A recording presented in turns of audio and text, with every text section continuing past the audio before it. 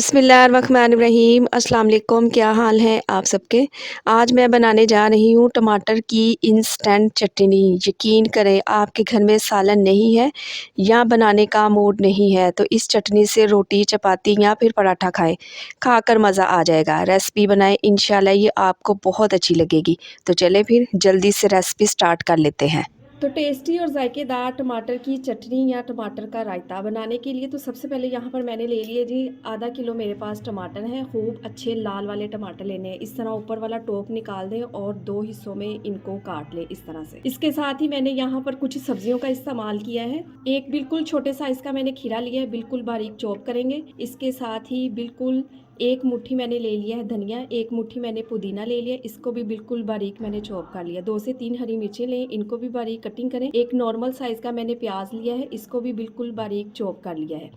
इसके साथ ही मैंने यहाँ पर ले लिया है जी 1 टेबल स्पून है मेरे पास फ्रेश लहसुन है, इसको भी मैंने बारीक चॉप कर लिया है। और 2 टेबल स्पून मेरे पास है कुकिंग ऑयल। तो यहाँ पर जी मैंने एक कढ़ाई ले लिया और इसमें शामिल करूँगी 2 टीस्पून कुकिंग ऑयल के। इसके साथ ही मैं इसमें शामिल करूँगी 1 टीस्पून है मेरे पास साबुत सफ़ेद ज़ीरा। इसके साथ ही इसमें बिल्कुल बारीक चॉप किया हुआ लहसुन भी डाल देंगे और इनको हल्का सा फ्राई करेंगे। और जैसे ही लहसुन अच्छा से भुन जाए तो इसमें शामिल करेंगे टमाटर। और देखें जी सारे के सारे टमाटर मैंने इस तरह से रख दिए। अब 5 मिनट के लिए इन्हें कवर करेंगे। तो 5 मिनट के बाद देखें बिल्कुल टमाटर जो है वो सॉफ्ट हो चुके हैं। तो इस तरह इनका छिलका अब आराम से उतर जाएगा। अब सारे के सारे छिलके जो हैं इनके निकाल देंगे। तो यहाँ पर जी सारे के सारे छिलके मैंने रिमूव कर दिए हैं। अब स्पैचुला की मदद से सारे टमाटर जो है इनको अच्छे से प्रेस करेंगे। तो यहाँ पर जी टमाटरों को मैंने अच्छे से मैश कर लिया है और इसका सारा पानी ड्राई हो चुका है। अब फ्लेम ऑफ करेंगे और इसे ठंडा करेंगे। तो चटनी को बिल्कुल मैंने ठंडा कर लिया है और अब इसमें कुछ स्पाइसेस ऐड करूँगी।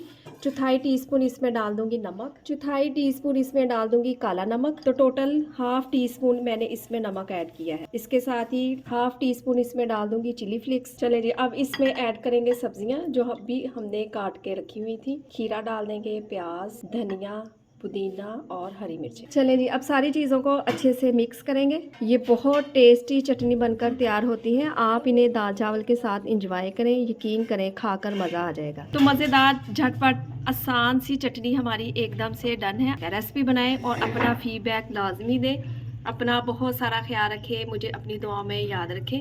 मुझे दीजिए इजाज़त। अल्लाह हाफिज़।